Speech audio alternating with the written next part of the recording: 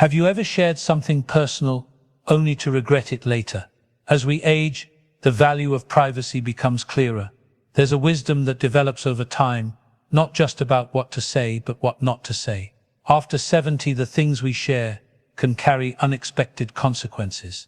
And sometimes what feels like an innocent conversation can turn into stress, misunderstanding, or even vulnerability we didn't intend to create. In this video, we're exploring 9 things you should never share with anyone after 70. Not because you need to hide, but because protecting your peace, privacy, and personal safety matters more than ever. These aren't secrets rooted in shame. They're boundaries built from experience. Each one is designed to help you avoid emotional strain, protect your legacy, and preserve your dignity in this important chapter of life. Whether you've always been an open book or you're naturally more reserved, you'll likely find that these 9 things are worth holding closer. Because what you don't say can sometimes be just as powerful as what you do, and choosing what to share or not share doesn't make you distant, it makes you wise. Stay with me until the end, because by the time we reach the last point, you may find yourself seeing your everyday conversations in a whole new light, and maybe even setting boundaries you didn't know you needed. Let's begin. Number 1. Your detailed financial status. One of the most important things to protect after 70 is your financial information, not just from strangers, but sometimes even from well-meaning friends or family. Talking openly about how much you have in savings, what your pension looks like, or the full value of your home can seem harmless, especially in casual conversations. But once that information is out there, it's out there, and not everyone handles it with care. There's a subtle shift that happens when people know what you have. Expectations change. Boundaries blur. You might find yourself being asked for help more often or pressured into opportunities that don't really benefit you. Even well-intentioned loved ones may begin to assume access to things that were never promised simply because they know what you've got. And beyond that, oversharing your finances can invite manipulation. Scams targeting seniors are on the rise. And the more details someone has about your income, assets, or lifestyle, the easier it becomes for them to tailor their approach. Sometimes the threat doesn't come from outside your circle, it comes from within. That doesn't mean living in secrecy, it means being discerning. Share financial details only with those who need to know. Your financial advisor, your spouse or trusted partner, and perhaps one legally designated family member or executive. But casual acquaintances, distant relatives, even overly curious neighbors, they don't need access to those parts of your life. People who age wisely often treat money conversations like medical records, not because they're ashamed, but because they understand the risk of handing over too much information. And that boundary doesn't make you unfriendly, it makes you protected.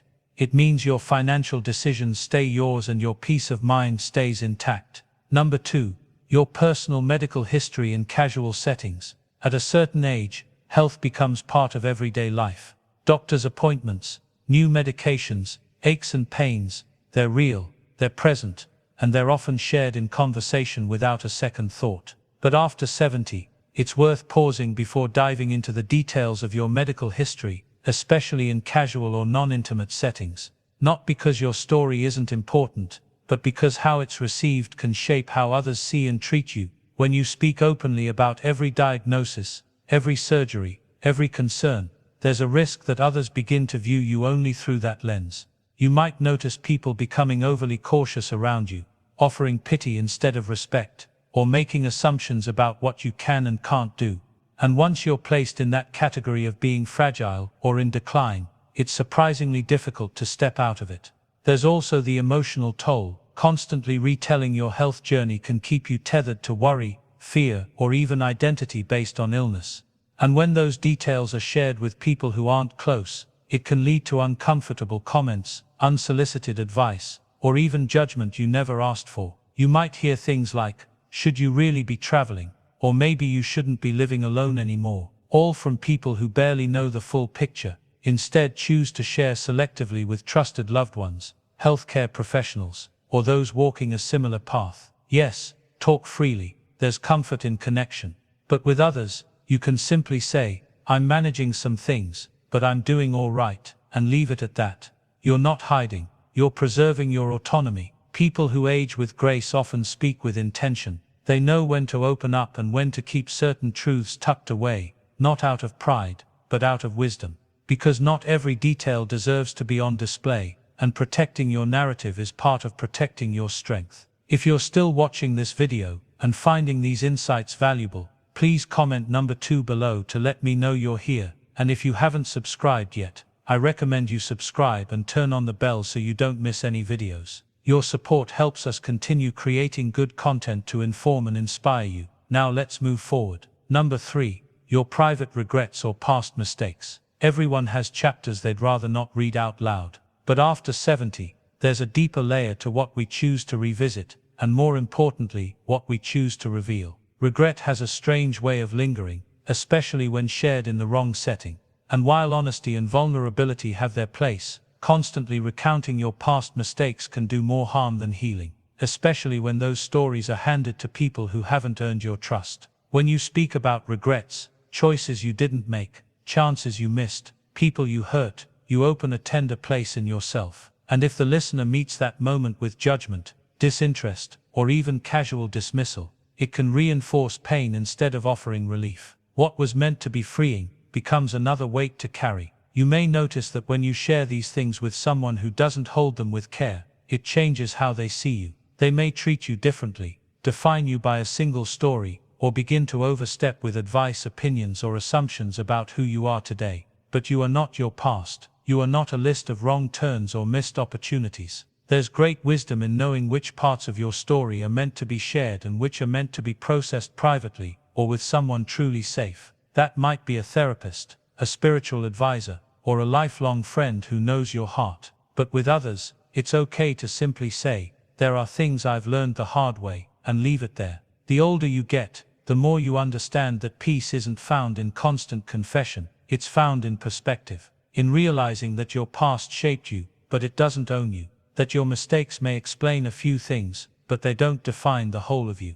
People who walk through their 70s and beyond with steady dignity tend to carry their past lightly, not because they're hiding it, but because they've made peace with it, and they've learned that not every story is meant for every audience. Number 4. Your will or inheritance plans with non-legal parties. There's something deeply personal, and often deeply emotional about what you choose to leave behind. After 70, many people start thinking more seriously about their will, their assets, and how they want their legacy to be passed on. But here's the truth. Unless someone is legally involved in managing that process, it's almost always better to keep those details private.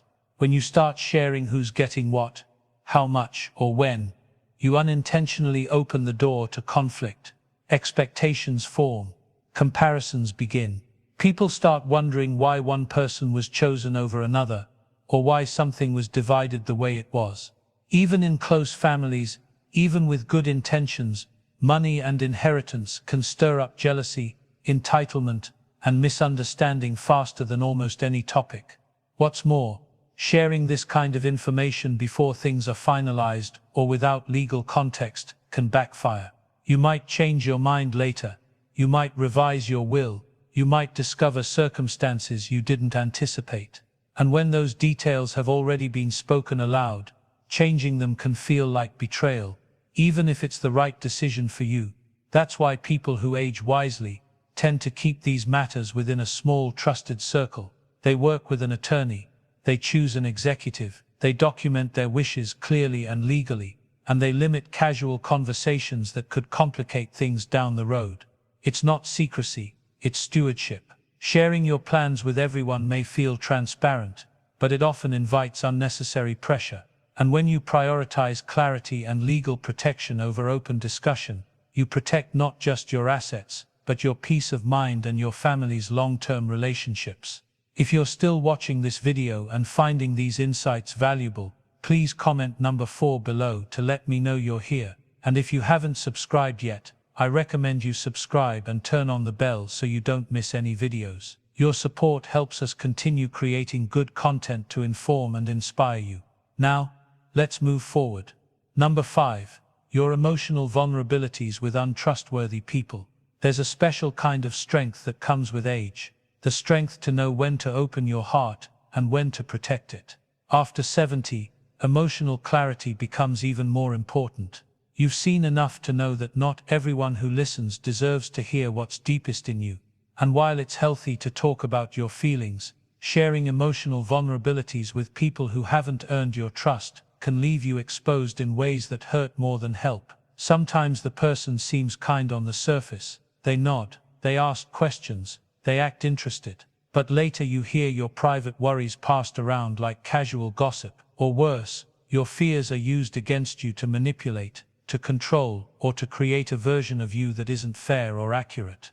You might mention how lonely you've been feeling, or that you're scared of losing independence, or that certain family dynamics weigh heavily on your heart. And if those words fall into the wrong hands, they can be misinterpreted or turned into a story that paints you as unstable, incapable, or overly emotional. People who age gracefully learn to share their heart with care. They don't stop being open, they just become discerning. They know that vulnerability isn't about telling everyone everything. It's about knowing who's safe and who's consistent, who holds your truth gently and respects what you've shared. It's okay to take your time to test the waters, to observe how someone handles your small shares before you hand them the deeper ones. And if someone has already shown they gossip, twist your words, or use your feelings to gain control, you owe them nothing more. Your emotional well-being is not their business. Your heart has been through enough at this stage. It deserves safety, kindness, and maturity in return. And the less you share with people who haven't earned that place in your life, the more space you create for those who have. Number 6. Your relationship issues with your spouse or partner. Every relationship has its ups and downs, even the strong ones, and after decades together, it's normal for disagreements, frustrations, or even old wounds to surface from time to time. But once you reach your 70s, one of the wisest choices you can make is to protect your relationship by not airing out those struggles with people who aren't directly involved or who can't offer meaningful help. It might feel relieving in the moment to vent about your spouse to a friend, a neighbor, or even a family member. Maybe you share that you've been feeling unheard, or that a certain behavior keeps bothering you. But what often happens next is this. The listener forms an opinion, and once that opinion takes root, it changes how they see your partner. Even if things improve between you later on, what was once a private disagreement now becomes part of your public story. People begin to make assumptions. They may offer unsolicited advice, or worse, they may start taking sides without knowing the full picture, and that can put even more strain on a relationship you've worked hard to build and maintain. There's also another layer. Sharing relationship frustrations too freely can sometimes keep you stuck in them. When you vent but don't take action, the story hardens. You relive the conflict over and over instead of moving through it. But when you choose discretion, when you bring those concerns to your partner directly, or to a counselor, or to someone truly objective, you open the door for healing instead of judgment. Couples who endure over time tend to keep certain things sacred, not secret, but sacred. They know that just because you're upset doesn't mean the world needs to know, and they understand that protecting the image of your partner, even during hard seasons, is a form of long-term love. So speak up when something's wrong, but speak wisely. Protect your connection from unnecessary noise, and trust that some conversations, the most important ones, are meant to be had only with the person they're truly about. If you're still watching this video and finding these insights valuable, please comment number 6 below to let me know you're here. And if you haven't subscribed yet, I recommend you subscribe and turn on the bell so you don't miss any videos. Your support helps us continue creating good content to inform and inspire you.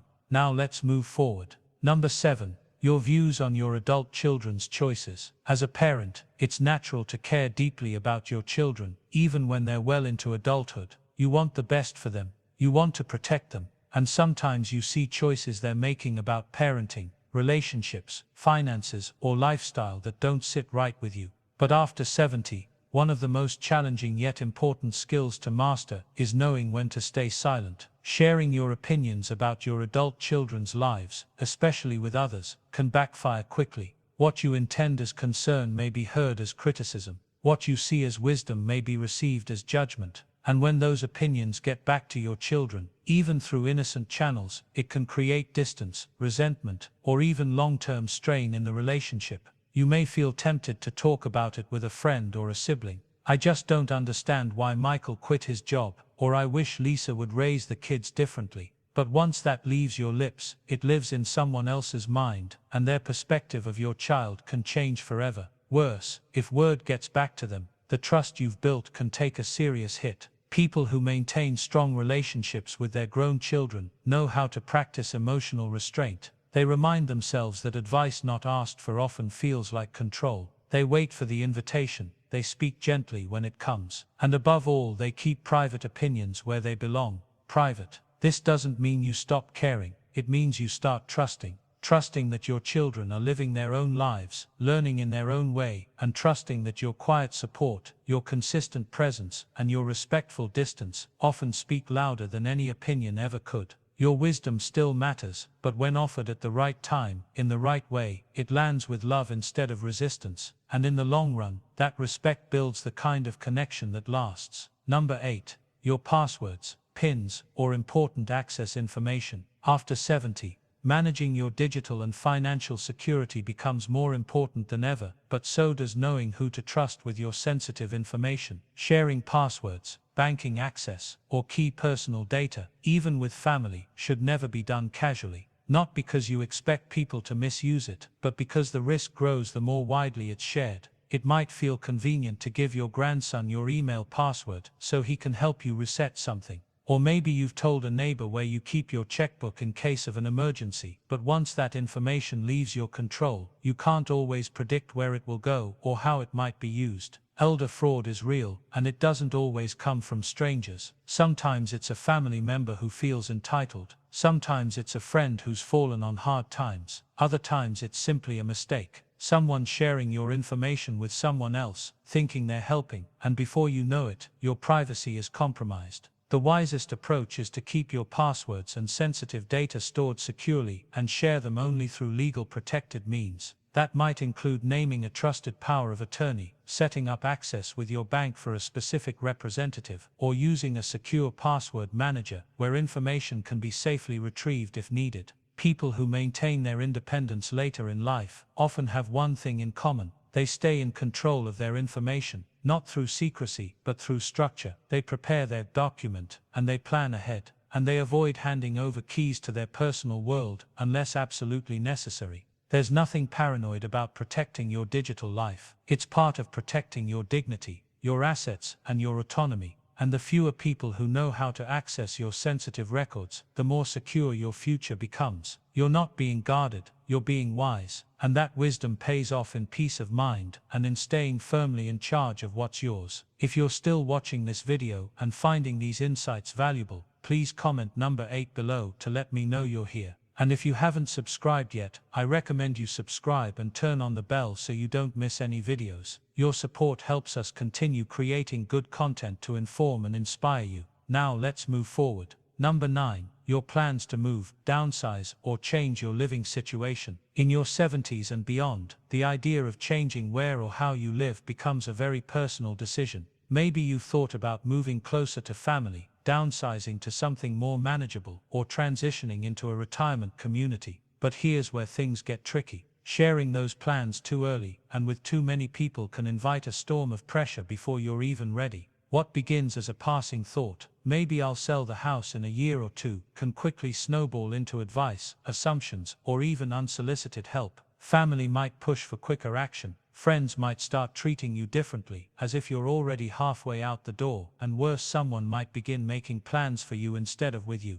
The moment you share something as big as a living change, people naturally project their own fears, desires, or opinions onto it. Don't move too far. You'll regret selling. You should move in with us. All well-meaning perhaps, but not always helpful. And if you're still in the decision-making stage, that noise can cloud your thinking and create unnecessary tension. That's why so many people who age with clarity choose to process these decisions privately first. They journal, they pray. They talk with one or two deeply trusted voices, not the whole circle. They gather information, weigh their options, and move at their own pace. And when they're ready to act, then they share. Announcing plans prematurely, especially big ones, can turn your personal process into a public debate. And the more voices involved, the more complicated it becomes. But by holding your plans close until you feel confident and clear, you preserve the peace and agency that this stage of life deserves. You don't owe anyone early access to your process. When the time is right, you'll let the right people in, and those who truly care about your well-being will respect your pace and your privacy as you shape the next chapter of your life. Final thoughts. As we wrap up this video, take a moment to think about what we've explored together. These 9 things may seem small in isolation, but when you look closer, they all come back to one core idea: protecting your peace. After 70, your time, energy, and emotional safety are more valuable than ever, and knowing what not to share can be just as powerful as knowing what to say. Which one of these stood out to you the most? Have you caught yourself oversharing something that later didn't sit right? Or have you learned through hard experience that certain things are better kept sacred? You're not alone in that. Many of us reach this stage of life and realize that boundaries aren't about building walls, they're about creating space where respect and clarity can live. Sharing is still beautiful, but now it's about sharing wisely with the right people in the right moments. That discernment isn't cold or distant, it's one of the warmest, wisest gifts you can give yourself. Thank you for joining us today. We'd love to hear from you. Leave a comment below and share one thing you learned today and how you plan to use it in your life. Your thoughts are important to us, so don't hesitate to share them. Reading your comments gives us great motivation and encouragement. If you enjoyed this video and found it helpful, please like, subscribe, and share. Your support helps us continue creating good content to inform and inspire you. Thanks for watching, and we look forward to seeing you in the next video.